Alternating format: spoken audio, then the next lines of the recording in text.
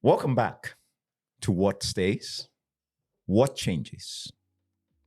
These are hopeful stories for each season of life.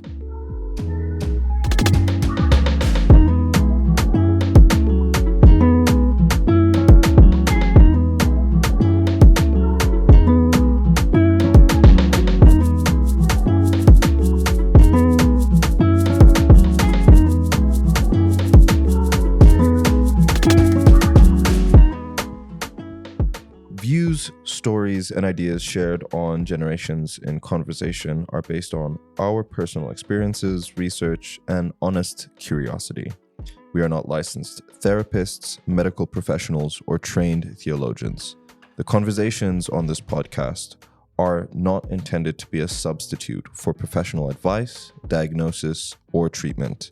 If you need mental health, medical, or spiritual guidance, please seek support from qualified professionals. We aim to share, learn, and grow together, but always encourage you to take care of yourself and consult trusted experts when needed. I'm Dr. Simba, here with my son, in whom I'm well pleased, Tari. And today we are opening up the most urgent and maybe unsettling conversation we'll have all year. Intelligence. Not just artificial, but human, spiritual, even moral. This is not just a tech episode. This is a conversation about the very future of being human in Kenya and around the world. This, or the recent developments, change how it is that we do humanity. I agree with you. This is a deeply, deeply personal and ever-evolving, rapidly evolving segment, discussion, and I don't think we have all the answers today, but we'll explore the little that we do know and try and work our way through what we think is happening, how we've interacted, and where we're going to go. And those are going to be sketches of what we see the future potentially looking like. And you and I both use AI pretty much every day. All the time for directions, for paying bills, in my case, writing prompts for others, and having my prompts that are written being checked by the AI itself. And we've seen so many people really start to take an interest, start to take notice, and put importance on this thing. Stephen Bartlett, one of the greatest podcasters and greatest human prompters in the world right now, who got the Times 100. He has several episodes on this. So why now? Why is it? Do you think that we're really hopping in this deeply when we know this technology has been around for a long time? Yeah, let me say this. I like the intellectual humility that you expressed just a few moments ago. You said we don't have the answers, all the answers. Maybe even we don't have any answers. Maybe we have prompts. Maybe we have an opportunity to explore these ideas. And because this thing is everywhere, you've mentioned. I mean, if you use Google Maps, if you have a Fitbit or some device, your phone, I mean, it's everywhere. It's visible and invisible. And because the way we respond, let's say individually and collectively, will not just shape our future, but our children's children and the generations to come. But what does that say? We must respond. We cannot sit and passively really wait for things to unfold, because the cat is out of the bag and we cannot put it back. That is true. There really is no turning back from this at all. Um, and before we had AI generating answers for us, that's kind of my day-to-day bread and butter is being a human prompter. Really trying to find the right cues, connect the dots, bring out not only creativity, but really the best out of people in being a project manager, being a CPO, product manager as well. You're really just orchestrating, and it is shocking how good the AI has now become at doing many of these tasks.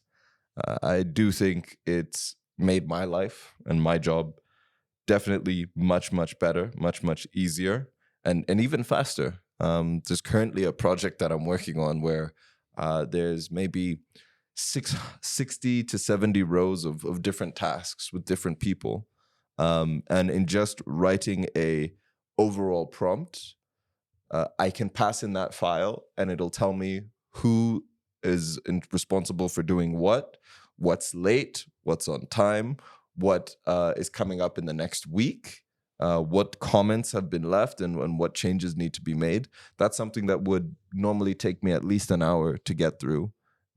It took me 20 minutes to really refine the prompt, and now 10 seconds each time. So we're seeing such a rapid development. But however, let me say, it doesn't have emotions. It doesn't have feelings or a soul. It won't, unless I ask it to ask me about my family, my friends, and it doesn't understand what it means to have a big failure or get left out from a group, or be excluded, or struggle with valuing yourself or those around you. It really lacks that capacity. Let's let well as you were talking and talking about the efficiencies that now that you have with this thing. I mean, you couldn't imagine doing the things that you speak about within that short of a time. In fact, that would have taken days and maybe months to do those kinds of things. And today, for you, the speed at which you can do all these things is amazing. And then let's a little bit let's pull back a bit, because when we talk about artificial intelligence, is it really artificial, right? And what does that really mean? Yeah, as you know, I've grappled with this from a philosophical standpoint, to a much less extent a technical standpoint. Now I'm exploring the technical sides of things. But what is it? And the way I think of it, and we've spoken about this at length, is not artificial intelligence really. I think of it as intelligence augmentation, right? So hundreds of years ago, if you wanted to travel between continents, what did you do? Got on a ship or walked. Well, walking was, yes, walking, the perils of walking were incredible. Yes, you got onto a ship, and it took months of a perilous journey to arrive, right? Many people died at sea. Quite a few. In fact, where we discovered scurvy is people who were at sea for a long time and they did not have fruit or whatever, vitamin C. And here you go. You have a problem, right? Because they've been cut off for a long time, right? Today, what happens? Oh, you just pop into a plane, couple 1,000 kilometers in a few hours. You're there. You're there. Right? That is movement augmentation. I came here on a border. For those who don't know what that is, in Nigeria they call it Okada. Some places here in Kenya, they call it ndudhi, Mm-hmm. right? A motorcycle. I really like riding the electric bikes, in electric Uber bikes. Those are amazing.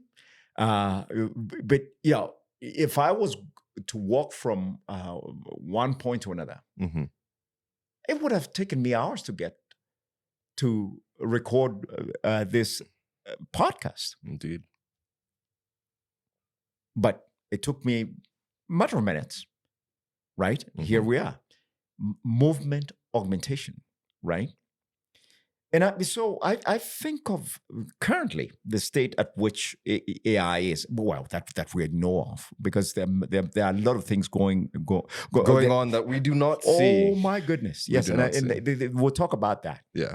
There's this scary stuff. There is the exciting stuff. There's the hopeful stuff. There is the very dark stuff. But I think of it not currently as artificial intelligence, but intelligence augmentation. You spoke very eloquently on these efficiencies, how you're able to do things in 10 seconds now that would have taken you how long? At least an hour of back and forth and following up. And yeah, it really cut down. And I like your framing and how you've kind of broken down.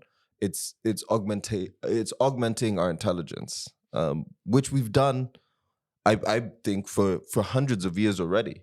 When we had an abacus. Yes. You've augmented your intelligence. Yes. Even a map. Right. Because what are we saying? And you like to use this word, you're giving yourself heuristics, these shortcuts, these ways of doing things that takes off the cognitive load. And that's what most of the tools that we've as human beings have built does for us. And yeah, I'm really excited to start getting into the hope, the fears, and really what is going to come out of this for us. Where do we play our role? What is our agency and our responsibility? I think in making sure that we develop ourselves and prepare ourselves for the future that's coming, if that's even possible.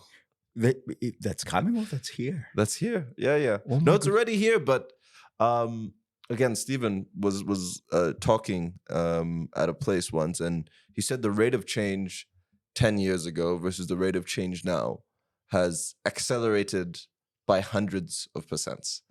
So not what you were doing maybe 10 years ago, and that pace at which you were learning things, experimenting, discovering, failing was adequate. But as we continue to get faster and faster, as the efficiency keeps on going up, the rate of change also just increases, if not exponentially. Oh my goodness. Yeah. I really like that the speed. And I think we're not aware. So most people use this thing as a Google search, or write me this letter, or maybe what is this? What is the other? Do some basic rudimentary analysis and things like this. Yes, it does those things, right? And it does them quite well, but sometimes it mixes them up. Right. And, I was at the forefront, actually, and most people don't know this. Those days when ChatGPT was open source and when things were on GitHub, one of the things that I really enjoy doing, and is my part of my area of expertise, is cognitive theories, right? And how we learn. So my contribution toward machine learning really was, how do humans learn? And so IA or AI is not this villain that is somewhere out there. It's machine learning. It's algorithms. Now, when you hear algorithms, you say, oh, that sounds very complicated, right? Very. It can be something that tries to gatekeep. It's like gatekeeping language, you know. It makes you confused and wonder, okay, is this something that I can really understand and put into understanding of just a layperson? Yeah, and we want to break these things down and to make them simple. An algorithm basically is something that predicts something based on some kind of maybe logic, if you please, or based on something, some information, some rule sets, some rules. You're right. Yeah. So if this smells like a steak, then I predict it's a steak, right? So I've sensed, I've smelled, I have that data, I have that information. Then I can predict what it is, right? It's an if this, then that, right? And we're talking about large language models. These things use language. Indeed. And the coding language is not Python. The coding language is not C++. Well, I'm dating myself here, right? Which I used to do a lot, and I still do. I do a lot of Python, right? Yes. No, the coding language is the language we speak, right? Without language, I cannot even describe how I feel. That's true. Maybe I cannot know how I feel.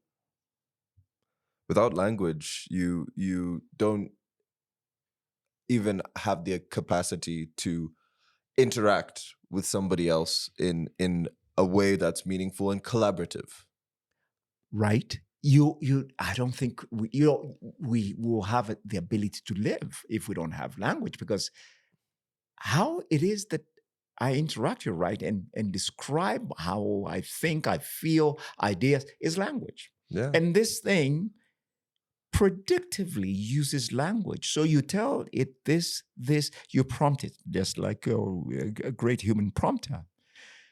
It says, okay, if you're saying this, most likely what follows next is this, right? And based on my training, by the way, almost all the knowledge that we have generated over centuries is in this thing, by the way.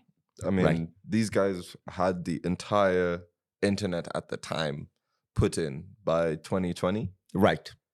By 2020, you're right. Yeah. Every piece of information, every book, every article, every audios, every video, every song, the entirety of our human history is contained within this code base. Human history and human learning.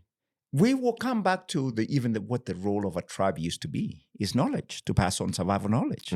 Now we have at your fingertips, you who is listening, right?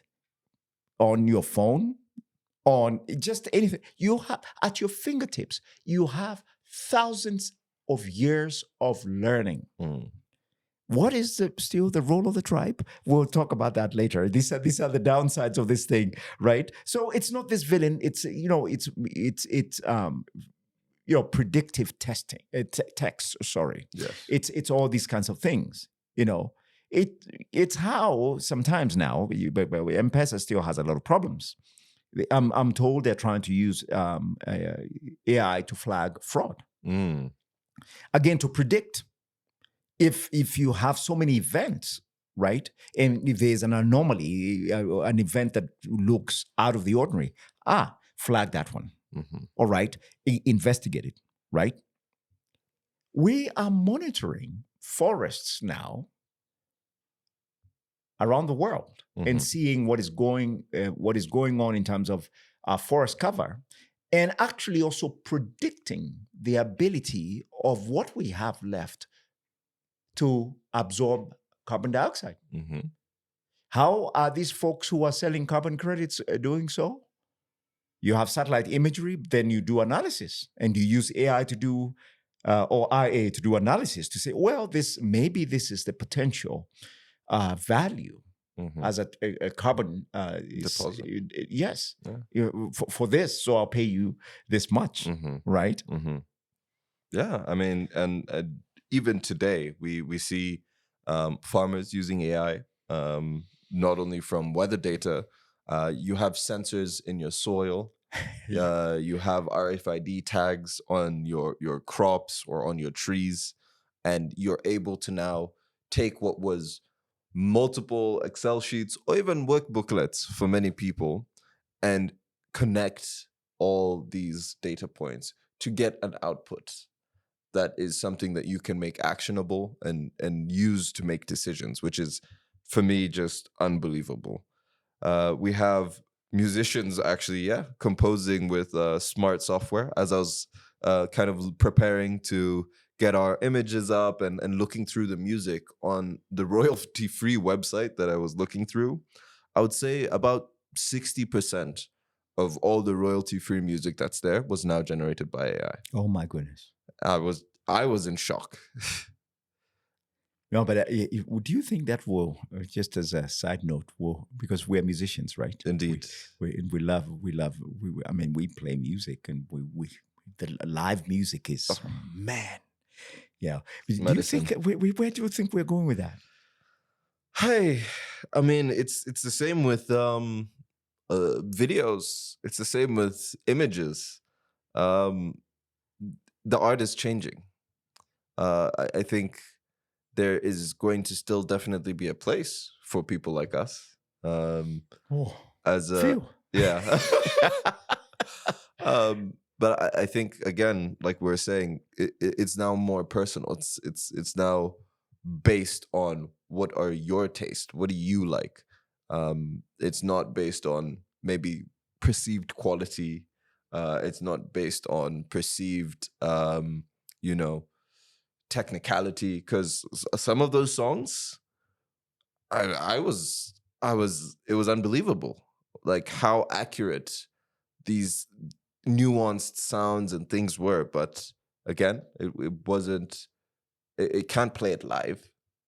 It can't have this chemical release when that happens. You're talking about these wonderful endorphins. You're talking about these bonding chemicals, oxytocin. You're talking about dopamine. Indeed. You're talking about part of really basically what makes us who we are. Indeed. Okay. So, yeah. Okay. I think those things are still ours to have and to enjoy, to have and to hold. For better or for worse. Yes. Yeah. I also think we're seeing this in businesses. I mean, you have massive software as a service companies that are taking what would be a menu that you had to click 100 different times to get out your answer, whether that's putting in a call from a sales rep, tracking your customers, tracking your sales and revenue data. And now you just hit Command K, ask it a question, and it'll pull it up for you. It'll do that math. It'll do that calculation. And I think there is a lot for us to learn in how do we use this efficiency to become better. How do we use this to sharpen our own skills? Because we will be getting into what keeps us up at night and where our fears lie. But we have been given a brilliant tool, an amazing tool, maybe more than what we know what to do with today. Very good. Yeah, and we'll come later on. We'll talk about these acronyms that we use: AGI, artificial generalized intelligence, that goes now beyond what we know as AI today, and that is a part of what I'd argue. Some of the greatest dreamers see it as a force for good. Just imagine, for example, you have rural clinics diagnosing malaria in seconds, teaching using smart tools to reach every child. And China is doing this. using squirrel, Squirrel, in some of the most remote parts of China and things like this. Governments mapping, if they want to, mapping needs in real time. In Kenya, and I think, sorry, I bring your fiance doesn't like this. The idea of Jasmine does not like the idea of leapfrogging. But I think in Kenya we could move ahead. For example, on this continent we could actually move quite quickly, not by copying, but by innovating for our own context, using some of these tools, that the efficiencies, but of course, bearing in mind that the repetitive tasks that have gotten us jobs in the past will be a thing of the past. Right? We know this. I mean, as a fact. Yes. Yeah. So, yeah. What keeps us up at night? I'm curious to hear this, Tari. No, there's a flip side, and we are big fans of Bongawat. Yes. And he warns us that we are building something smarter than us, but wisdom and kindness, I don't think are a part of that formula. And I'm wondering what scares you about that. Wow. Wisdom, kindness, empathy. Let me say this. Empathy, I think, is the human superpower, is the ability for us and the capacity for us to look at somebody and imagine ourselves. Right? Yeah. And so if somebody's suffering, and it's not pity. Pity is looking down on, looking at somebody from above and saying, "Poor you." Empathy really is, I think, in the tribal settings, in the early civilizations, is what actually, in some ways, has that it has. We're here because of it. Because we would kill each other. I mean, we still do. Oh, yes. Oh, we do kill each other. And don't even go there when we start talking about the weapons of mass destruction, but also the weapons and how much we spend. This money can be used to eradicate hunger in the world 10 times over. We can have a universal basic income for every individual on earth if we took all the defense budgets, weapons, right? Because defense is more than weapons, it's gathering intelligence and things like this. Indeed. No, don't go there. So we still kill each other. We do, yes. And we have that empathy piece. Right? Yeah. But you're right. I mean, this is, the list is long. For me, looking at Kenya's unemployment rate right now, and don't quote me on this figure. I'm told that formal employment, the people employed by governments and people employed formally by private sector, are not more than 3 million in Kenya out of 54 million. Formal. I'm talking about what we can count. Yeah, the informal sector is huge, right? Massive, and when we know that, right? But even that small percentage of people, many of those jobs will be replaced. Sorry.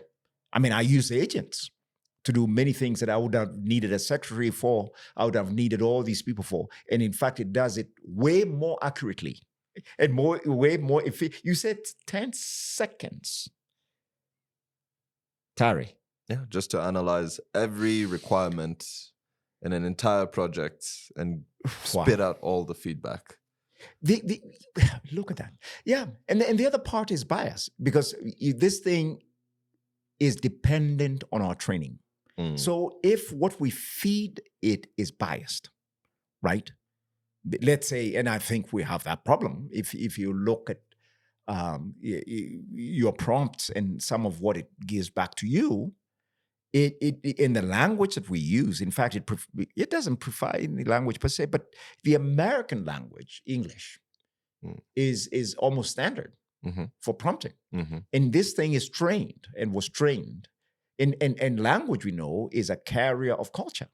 Indeed. What happens to these other cultures that have been left behind, right? At least for in the current state it is in, or what we know about it. Indeed. I mean, it's basic something you learn when you're beginning to code or getting into computation. It's garbage in, garbage out. So if the knowledge that we feed it is faulty, and this thing does not have an ability to check itself for to criticize itself, and to so bias can really be real, and you can have hallucinations as well. This thing can make things up. That's true. Because it's predicting. Indeed. And it's predicting. I think one of the things that people also don't realize or understand yet is it is predicting, and it has a reward system for what it's predicting. And then this is kind of part of how the training happens. Yeah, this is how we learn. Exactly. In fact, learning is mostly based on reward. Mm-hmm. And with that reward system, it's told, oh, you've written this much, you've made this, you've gotten this information. So it'll start to game as itself to game that reward system. Okay. And in that, there's a lovely paper, kind of a narrative done with some research. I think I shared that with you, called You did. AI 2027. Yes. And it's, I think, giving a look at, based on where we've come from, and how we've had these developments, it gives a very good idea and clear idea in a narrative format. So this is not truth or fact, but a good sketch of how these things are developing in the future, how changes can come about, and what this bias, disinformation, and the reward system being skewed looks like, and how much of a risk that is to us. What is truth? What is reality? You see, you're a human prompter now. You're almost sending me in on a different tangent, but I'll stay within the frame of this podcast. The other thing really is disinformation. The other day I was listening to you and Ian, your colleague, your co-founder of Finco, talking about now how, if you have several images of yourself out there, and we do, all of us do, this thing can create something exactly like you, right? And place you in a very different setting, right? Can you now imagine what if I was nefarious, if I had ill intent, if I was malicious, right? What I could do with that? Generate your image and put you. I mean, this, and already we're seeing this. I saw. Sorry, I mean, and I laughed. I named a video of a former president, maybe a late president, slapping another president. Indeed. Right? Yeah. And it looked so real. And well, it was funny somehow. Sorry, I mean, I'm sorry. Yeah, but, that's a funny one. I think even more recently, I think there was some deep fake, and that's what they're called, the deep fake attempts with the president of Russia and Ukraine. Yes. And you can imagine if something like that is actioned upon, the kind of blowback from that could be catastrophic. The danger about disinformation, and so we have disinformation, we have malinformation. Now, this is what we're talking about. You can take it and use it for nefarious purposes, malinformation, and misinformation, deliberately misleading people. You actually omit certain things. You omit certain truths, and about something, and you present exactly what you want to present, the way you see it, and the way you want it to be seen. So these things really, honestly, keep me awake at night, because they can impact not only uh, countries, society, families, even. Because oh, I saw you were in this bar drinking. You see, and you were hanging out with your friends, partying it out, and you're coming to lie to me, right? Mm-hmm. Can you imagine that? Mm-hmm. I mean, so it goes back to, then what is the role of the human? What is the role of things like trust? And you said that earlier at the beginning of the podcast, that this, it'll not replace really those human interactions and how it is that we interact. It will not replace the bonding that we develop, whether it's oxytocin or whatever you want to call it, and things like this.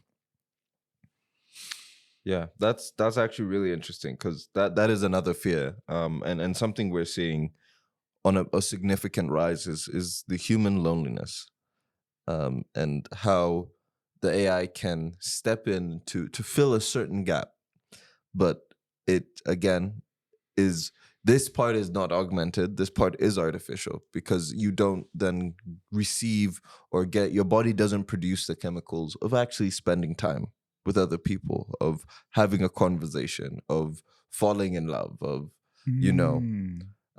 having a fight. And I think those things are critical for us. There's a reason why we have them, why they were put in us. And that is a huge danger, only growing. And I'd argue there's a reason we have live music. Yeah.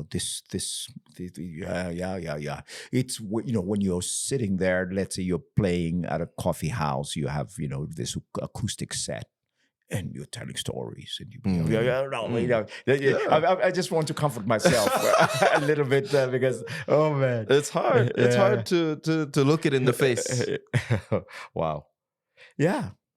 Awesome. So what stays, and what changes in this super fast, supersonic IA era? Man. See, I date myself again. Right? I used a Commodore computer, monochrome. Right? Mm-hmm. And then we had the CRTs, and we had this processing unit, and we had these floppy drives, five and a quarter, I think, and three, whatever they are. And the spreadsheet came, and they came in different forms. And that changed our lives dramatically. Then the internet came, email came, and the question was, my goodness, what do we do with all that we have learned now that this thing is here? Yesterday we were talking about, the other day, when we were at the Arboretum, prompting each other. This is what we do when we meet. It's amazing, and prompting in a very good sense. We prompt really personal kinds of things, the bonding, but also the intellectual stuff, the cognitive stuff, and stuff like this. And we're talking a little bit about. Well, no, actually, it's yesterday. We're talking a bit about this song by Third World. It dates me. I love music, huh? Mm-hmm. Now that we've found love, what are we going to do with it? Now that these things are here, that was a question then. That's a question now. But I don't think there's an urgency when it comes to most people, because we are very distracted. The capitalist system, I'm not against it. I'm not, whatever. But it has sucked us into this mode of living where, when we invented the idea of, there's more, there's always more. So the number must go up. Whatever it is, if it's houses, I must have more. If it's money, I must have more. If it's this thing, and we are in this rat race. We're not reflecting as much that these things are here now. What are we going to do with it? Mm. And in the idea of doing something with love, because I think if there's anything else that everything else will pass away, Mm-hmm. but love will not. Mm. Is a creative force. And if you believe in the creation story, God creates us out of love. And it's love that moves him, Mm. right? Mm-hmm. So, but we can find these things, third world's, the third world's band question still stands. What are we going to do with this? Where do we go from here? What stays? What remains? What tarries? Not Tari, but what tarries, right? Yeah. This is a great question. Mm-hmm. We can still love, as you said. We can forgive. We can imagine. We can mourn. We can worship. And you said something very scary, that when you went to this, a lot of this website looking for some music for our podcast, you're looking for royalty-free music. You found AI-generated songs that sounded like real songs. Mm-hmm. But can AI really, or I understand your grandmother's lullaby, Mm. or the ache of exile? We go back to Romans 12:2. Do not conform to the pattern of this world, but be transformed by the renewing of your mind. And science agrees, like the expectation effect that we still go back to. And we have more books to share Yes. with all of you, right? What we believe shapes what we become. Our mindset still remains the most powerful thing than any code, than any human-generated algorithm. Indeed. So I think with that, we really need to expect better. Place our expectations in a better place for not only these machines, but ourselves, and for each other. I think there is a deep need for us to, and you were talking about this. Everything is about more, more, more. We are in an attention economy. We are in a consumer economy. But really, what I think makes us a big part of our human story, and what makes us who we are, is that creativity. It's that creation. Be it a food, just breakfast, making breakfast, that's creativity. Be it a masterpiece of artwork, songs, music, a new application. I believe for us now, the expectation is to expect ourselves to do more of what we're made of, to discover, to explore, and to shed maybe some of these convoluted processes or ideas of what was the way to do things. I think we've been given a blank canvas, a new canvas. A new canvas. I like that. And you've hit some very, very crucial and important aspects of our modern living. Mm. That we've become consumers, right? Mm-hmm. And we look forward to consuming. If you look, we're in this city called Nairobi. Every corner there's a shop, every corner there's a mall, and these seem to be. If you go on any given holiday or Sunday or Saturday into these malls, this is where people congregate. But if you go to places like the Arboretum, yes, we're seeing an increasing number of people going there, or Karura Forest, Mm-hmm. right? But these are not places that people go to typically. The way I feel fulfilled as a human being, and the way I derive meaning today is by this programming you're talking about. We've been taught that consumption is what gives us meaning, but on the contrary, no. And then with this AI, right? Even the way we consume changes. Mm. The way we consume information changes, Completely. right? And we see that also. People don't realize when you go to these social media, you scroll something, you look for something. My friend, the algorithms are learning your behavior and will send you videos exactly or very related to what you are looking for earlier. Mm-hmm. Right. Mm-hmm. So and I think that's a good place to then segue into the Kenyan Voices, African Solutions, in to hear what your thoughts are on that as well. Yeah, no, it's been really, really interesting to see what we are doing in Kenya and on continent. I've had the pleasure of meeting a couple of people who are working on the language models for our languages. So, how do we actually recognize natural language processing (NLP), as well as speak back to people in Luya, in Kikuyu, in Kisii, these languages that are rapidly diminishing actually, as we become more globalized and more modernized.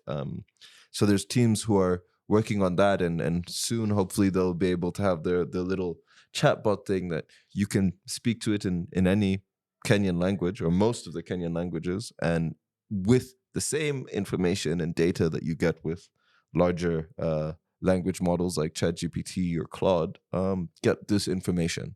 And I think that level of accessibility and inclusion is what makes any product shine and work and grow. So I'm very excited for that. That's interesting that you say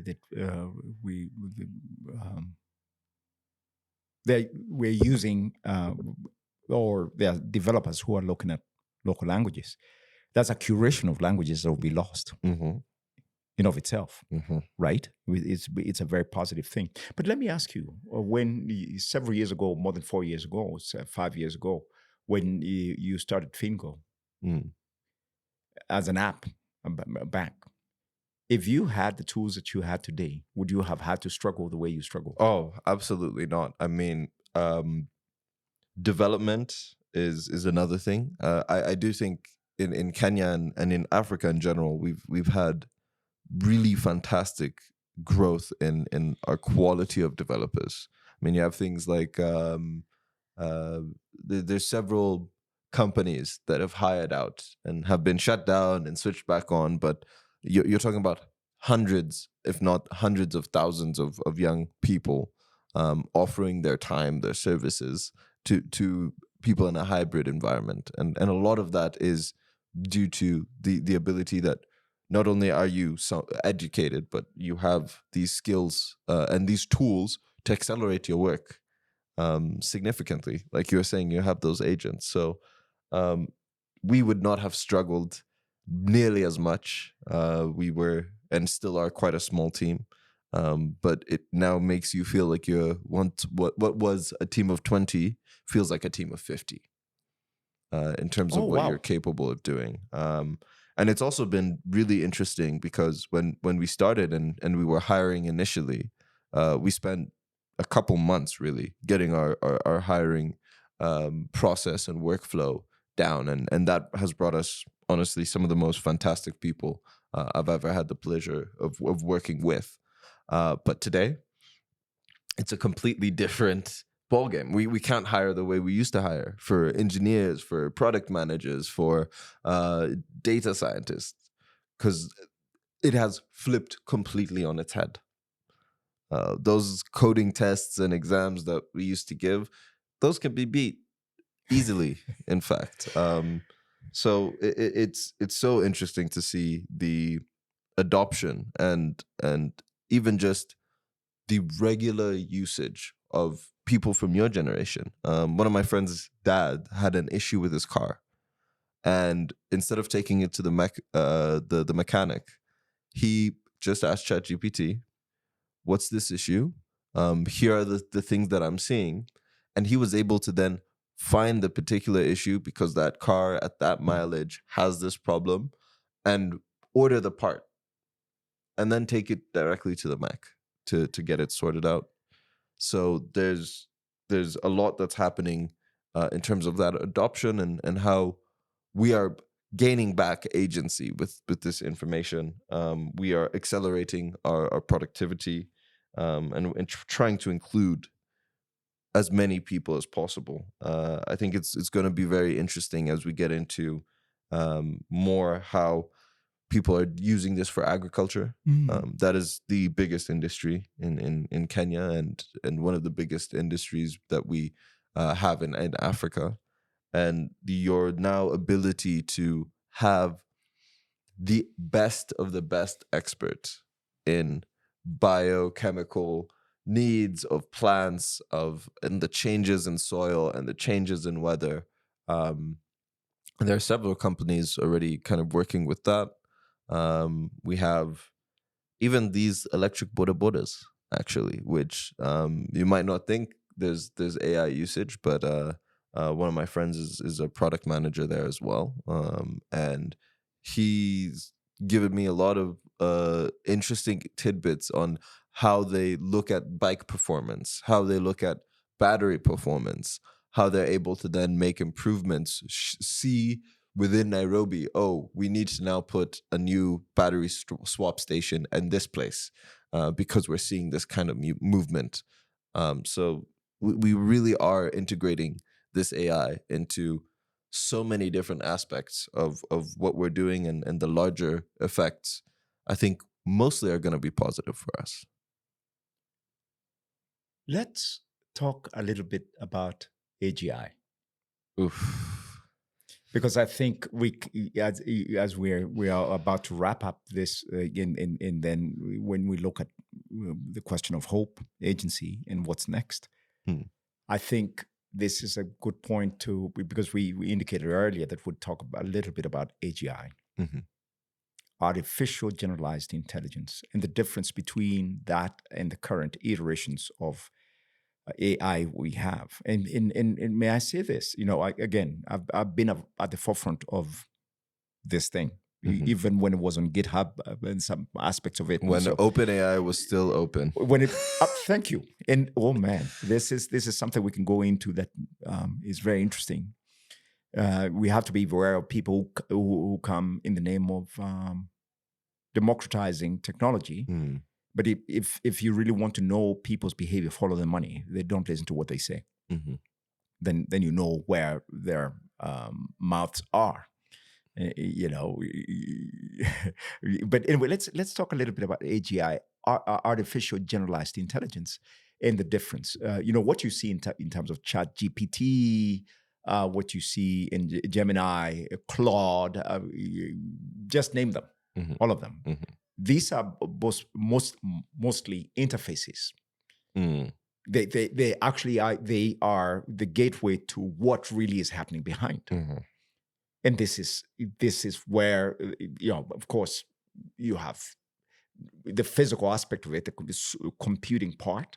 You need so much of that. You need so much energy, and we can talk about this later. And as you know, with this podcast, let me say this: you can send your questions. Yeah, you can. We are very, very open, and we don't have all the answers. But anyway, yeah. So when it comes to these products that you use, some of them are free. DeepSeek for the most part is free. And we can talk about DeepSeek and how it has disrupted the business model. Because so AGI, artificial generalized intelligence, this is very different from the prompting that we machine that we interact with, right? That we give it instructions and we teach it as well, and it learns from what we're doing. AGI as it develops, and whoever actually in the end comes out on top of AGI. My goodness, this is the thing learns by itself.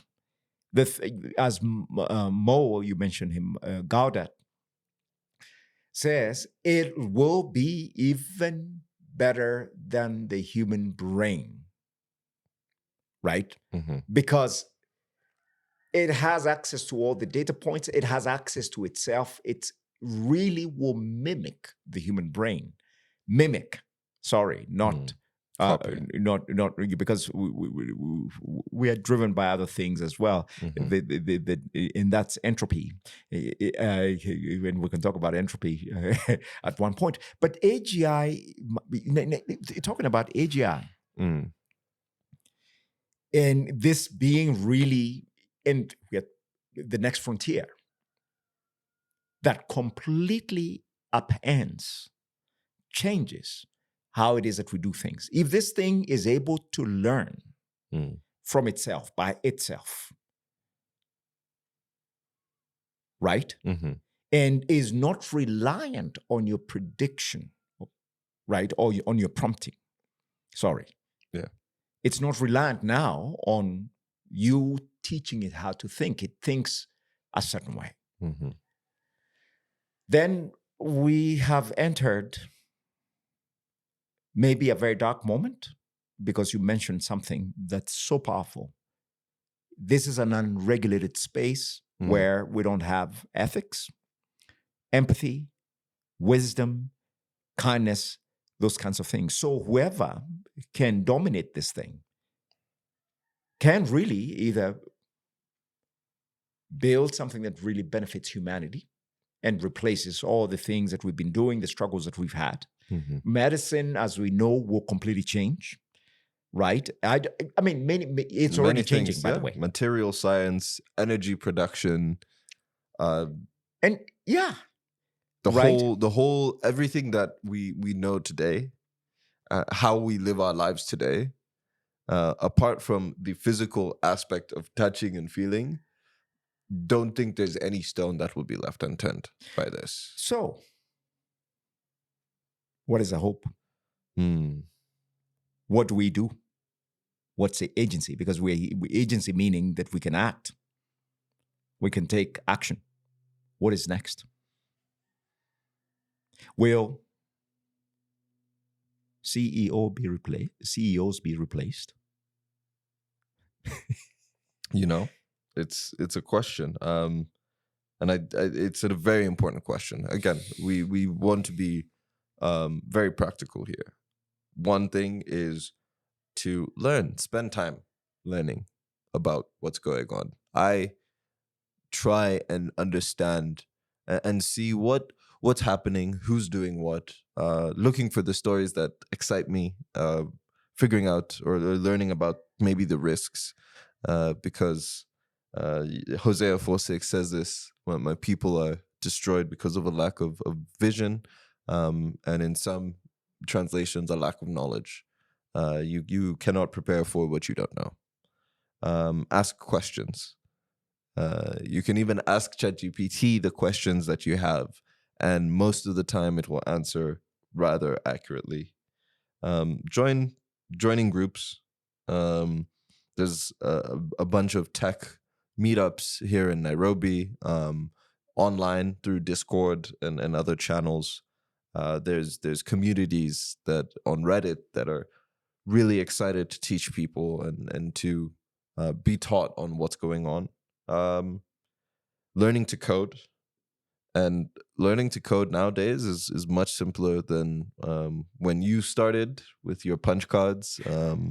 And even when I started, which was already still quite a good time. But now you need to but speak and ask questions or ask for something to be done. And believe it or not, it can show up through your right before your very eyes. And you can follow up with as many questions so as you is can. coding then, learning coding, this learning maybe or honing your algorithmic thinking skills? If this is this is that, or what is it? Why would I? I think it's, again, to get back to this ability of being creative, and learning how to, yes, architect. They use the term prompt engineering, learning how to structure what you're asking for in a particular way to get the best results, and now it's even architecting these prompts to interact with other prompts that you're doing. And as you have these agents that you have working, and each of them have these different kind of tasks. Learning how to interact with this and teaching it to somebody else. I mean, even something as simple as, hey, a flashcard game for me to remember all of these things I'm learning about AGI, about AI. That's something you could spend a weekend doing and have for yourself forever.